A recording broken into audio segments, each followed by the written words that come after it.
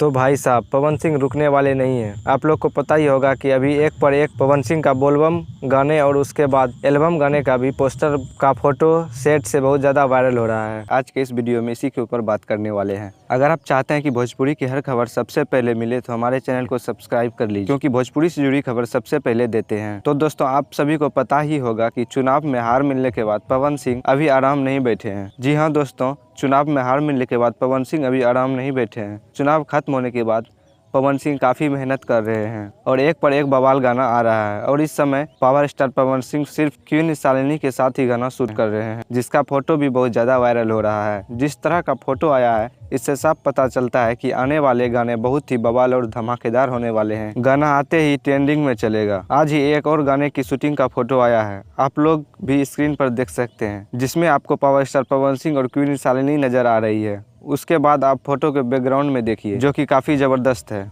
अब सावन आने में बहुत कम समय रह गया है और इस सावन में पावर स्टार पवन सिंह का 8 से 9 गाना आने वाला है। बाकी ये था पवन सिंह का अपडेट। अगर वीडियो अच्छी लगी हो तो वीडियो को लाइक और चैनल को सब्सक्राइब कर लीजिए। मिलते हैं अगली वीडियो में, तब तक के लिए धन्यवाद।